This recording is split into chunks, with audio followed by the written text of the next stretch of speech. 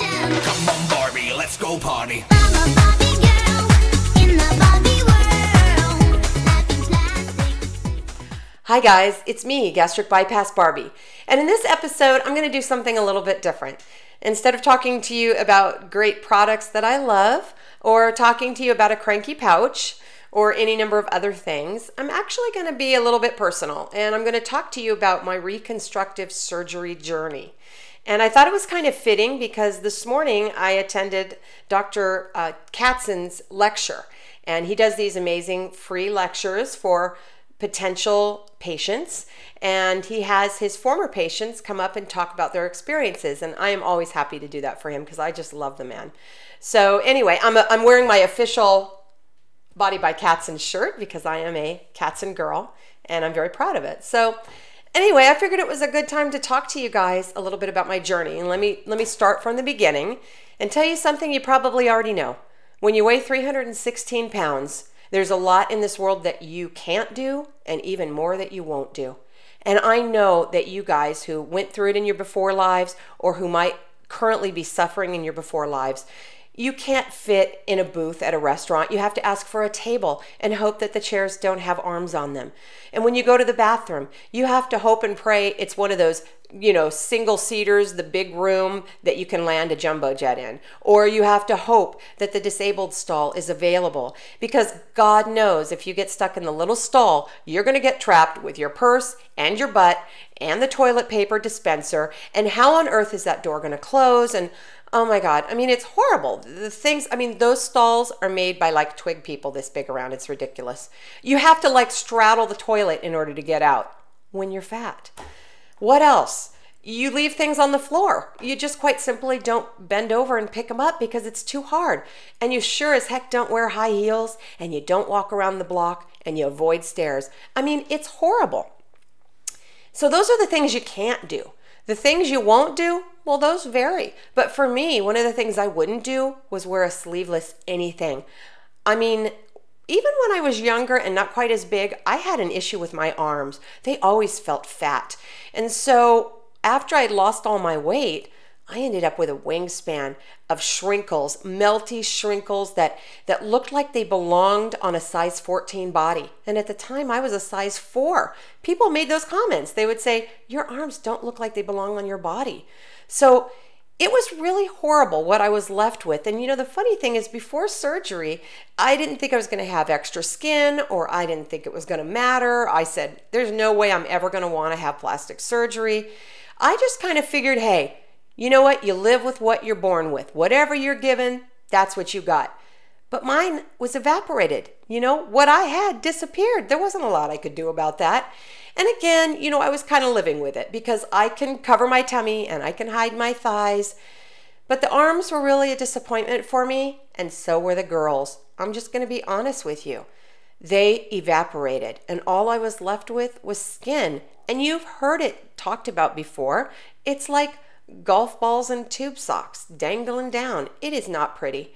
And I'm still young, and I got a lot of years left in my marriage. Well, I didn't think it was going to be a big deal until we were celebrating one of our wedding anniversaries a couple of years ago, and we were in the jacuzzi. Okay, cover your eyes if you don't want to hear this. There we were in the jacuzzi, and me and Mexican, just the two of us, because that's what anniversaries are all about. And something floated to the surface between the two of us. Very surprising. Let's just say when your breasts start floating on the surface of the jacuzzi, it's time to consider plastics. Yeah, so Mexican and I talked about it, and I said, I really don't want implants. How do you feel about this? How do you feel about that? And he said, look, I love you no matter how you are, but I want you to be happy. And I know you're not happy right now. I know you're self-conscious and you want to do something about it. So I started the work of finding someone who could put me back together again. Now, I went on obesityhelp.com, and I looked for surgeons in my area, and there were about 7. In Southern California, are you kidding me? 7 on Obesity Help, and those are the people that specialize in plastic surgery after dramatic weight loss. Well, there were a couple on there that had 4 and 5 reviews and whatever, but Dr. Katzen at the time had 158 reviews, and I went, gee, there must be something to this Dr. Katzen guy. So I attended one of his conferences where he talked, and then he did a free consultation with me. And you get this really wonderful, soft, fluffy terry cloth robe, and you get to put that on in one of the little consultation rooms. And, you know, you think that you're going to get all wigged out and freaked out being naked in front of the doctor, but something about Dr. Katzen, I call him Dr. Zen, by the way, because he just makes you feel so good. Something about him is very calming, and he just makes you feel like you're the only patient in the world. And he looks at your body as a work of art, like a sculpture, and he's the master artist, and he's going to fix you. And we started talking, I can do this, I can do that. And, you know, he wasn't guessing. He knew. He absolutely knew what I was going to look like. And he showed me how my arms could look, and oh my God, it was wonderful. And I knew then and there that he was going to be my surgeon. You know, when you look for a bariatric surgeon, you look for the guy that has the best success rate, the fewest deaths, okay? You know, you don't want any dead patients. And you figure, yeah, that's a good one. You want the guy that's going to make you thin. You don't really worry about long-term relationships. But when you're looking for a reconstructive surgeon, you're looking for the one that has the gift, the talent, and all you can think about is the long-term relationship and how wonderful he's going to make you look. Well, I got that in Dr. Katzen. I got an amazingly gifted, talented, and wonderful man who just treats you like a human being and an individual, and treats you, like I said, like you're the only patient in the whole world. He's really wonderful. And he helps you through all the rough stuff when you think you're just never going to be put back together again. You're never going to be right.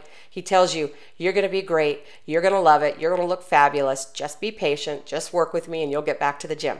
So I can show you, I'm not going to do the whole excess skin thing that seems to be going around YouTube right now. I'm not going to do that. But I can show you my arms and let you guys take a look. So let's see if I can scooch over. Okay. So you can kind of see. Ooh, I'm going to move over like that. Okay. Now, okay, how many of us walk around like this? Show of hands. Okay, when we do that, yeah. But look, they look pretty good. And you can see the scarring here. I've actually had 3 parts done here. Oops, I got to wake the computer up. I've had 3 parts done. This was only done last week. So what you're seeing there is really, really fresh. And it's because I had a little pointy part that we needed to fix. This part, which is further than most brachioplasties go, was because I had Popeye arms when we were done. And, you know, not everybody has to do that. It's always going to be a 2-part process, and, you know, most people won't need it, but I had little stick arms when we were done, so I needed it. And this part up here was done in February of last year. So we've got February, May, and last week. So you could see I'm already healing beautifully. I feel great. I have a little muscles. Woo, look at that. Even though I haven't been able to work out for a while. And then let's just say these look fabulous, and we'll leave it at that. You know, they're wonderful. I'm happy. I feel feminine. I don't feel fake. Nobody ever says, hey, look at the girl with the fake boobs. It just doesn't happen. I know, gastric bypass boobie. That's what my daughter calls me. But I don't look like that. I look normal. And you know what? Mexican is happy because I'm happy. So I think at the beginning I told you that I had reconstructive surgery. And I think it's a really important distinction that Dr. Katzen made for me. Plastic surgery is when you take a normal person and you make them super normal. Reconstructive surgery is when you take someone who's subnormal or abnormal and you make them normal. That's what Dr. Katzen did for me. He made me normal, perfectly normal if you ask me. So if you guys ever have any questions about reconstructive surgery after weight loss, feel free to contact me.